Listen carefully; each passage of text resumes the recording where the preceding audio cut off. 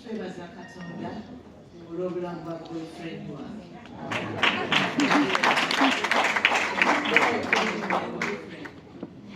Twayagala nawe naye was 14 years. Alice was 19 years. So all my years twayaba tuzanye emizanyo. That's why mwawulidde Kaaya ng'agamba I was humble.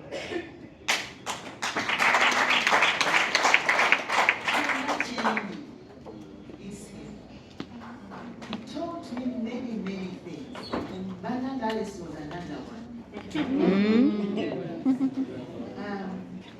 He was come by his grace. Younger days, Bernard era temuzanyisanga destination. Because who sawa yesemba yalozde. My boyfriend, Mita boyfriend, because yakubye ebigo. Yakubye ebigo mingi nnyo, I can't forget. So Mukama n'ampeesa, n'embeera ku sayidi ye, ne mulaba, n'ayatula, n'atandika kulaba amwenya. Kale yalemererwa ng'okwogera, because the condition, olaba naye ng'awata n'ekigambo. Akwebaze buli lwe yantunulangako mulaba afunye essuubi, afunye essanyu. Lozanga jjukira muto.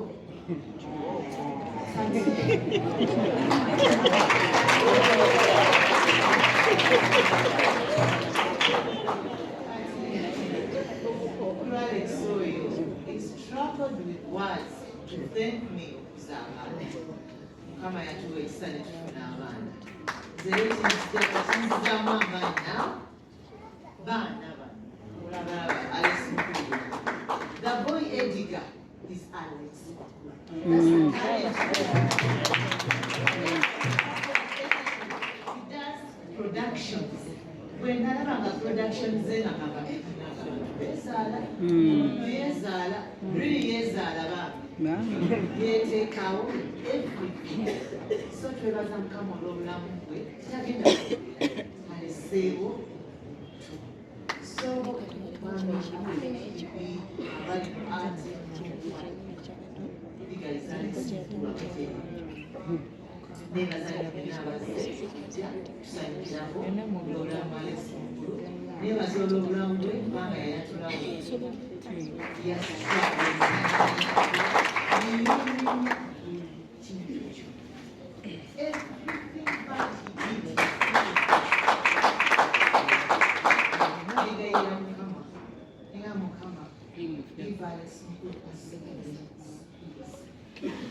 nasogera mu mwaka guno bwe nalaba mu bulamu bugenda bukutyolera ekiganezera bwe nalaba ng'agenda mukimweyigizisa kale ne bwaba kati bagenda kudda mu kutamba n'amuvugira nga mukagala ne tugenda tuba okujuliza ne nneemenya wali agifuti ne nkiwulira bubi mu mutima gwange nawali naye ekyanzizizaamu amiti nabadde okulaza Mukama yampadde ekisa bala ne tubeebazizza nnyo tubeera naffe nga tusanyuka olw'obulamu bwa Alex mukulu. He's been a hero. He's been someone I cannot even express. But twebaza Mukama olw'obulamu bwe. Singa omukulu yakudde mu Singapore. Yakujja mama olwayatudde even n'abasaba babadde bamwetolodde nga bazimba obulamu kataba kityali. It's the machine. It's the big machine. Yes. He didn't show anything. Alex died peaceful.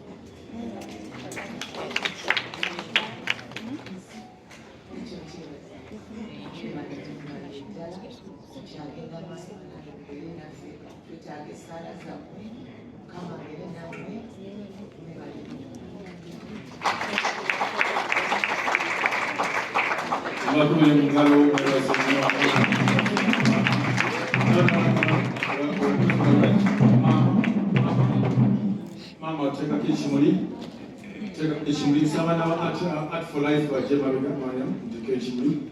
banange ababayimba foundation Mike Pfizer Chiwewa atuwadde 2.89 million. Aba Art for Life nabo batuwadde 500,000. So Art for Life muje mama tigako emiti. Nedda nasokuleka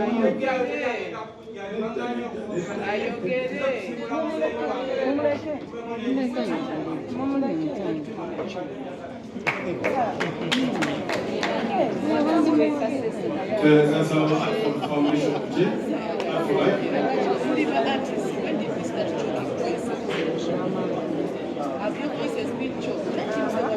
Art for Life,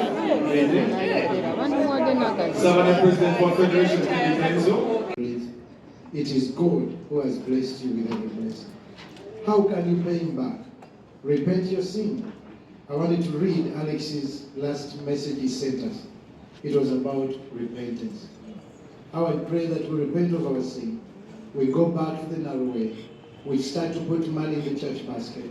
We do everything God says we do, so that when we breathe our last breath, we shall see him again, the King of Kings and the Lord of Lords. Mwebale nnyo okumpuliriza kansabe mwenna tukotekeni tusabe. Ayi Katonda muza buli kintu tweyanziza nnyo olw'ekirabo kyawa Uganda ekya Alex. Emboozi zenyumizaako ne Alex even just last month, it was about you and how you were so scared of hell. And the only way to dodge hell is to accept Jesus Christ as our personal Lord and Savior. Sabira omuntu yenna ali wano ng'ekkubo lyakubulako, ery'omubbala olimanyi, ery'omusabo olimanyi, ery'omuloojo olimanyi, ery'omufaamu olimanyi, n'ery'ekkanisa lyazika. Nsaba leero nga twerekera Alex odde mu kkubo lya Katonda. Kusteeka ebigere ebyo tusabira famire katugole emikono gyonna. Katonda tusabira baganda baffe Mukama. Ffenna tulumiddwa naye be balumiddwa ennyo. Ffenna tuyiseemu effumu naye bwe libayiseemu. Ayi Katonda nezaabuki. Bayibuli egamba nti Omwoyo Mutukuvu ye mubeezi atabulawo okulaba ennaku. Tukweyanziza nnyo gwe abawadde amaanyi, kuba omuntu bwe bamubikira waliwo akasaala akamuyita mu mutima. Olumu nno tufiirwa n'abangi naye babayambye. Kati akasaale ke bayitamu ke kano. Akasaala ak'okusatu keeko nga tumuteekayo nabo bakwatirire. Naye akasaala akasinga, the mustard arrow is that one, the spear that spears your heart when everyone has gone back home and you don't know what to do. Dear Heavenly Father, be close to them, keep them safe. I pray that they will be strong in you. Tetulina bigambo biyinza bakumira naye yoyo bwe yagamba nti Katonda yatafudde, mwana wange yafudde. Katonda tufudde era kwa Katonda waabwe. Tumanyite Saala si kuyisa mukolo, si programu ya ABMG, naye esaala kwogera na Katonda atuwa amaanyi okuyita mu kiseera bwe kiti. Nsabye bino byonna mu linnya lya Yesu Kristo Mukama waffe. Abantu bonna ne bagamba nti Pastor tumwebaze nnyo nabwensaba famire esembereko tufune okwogera. I'll ask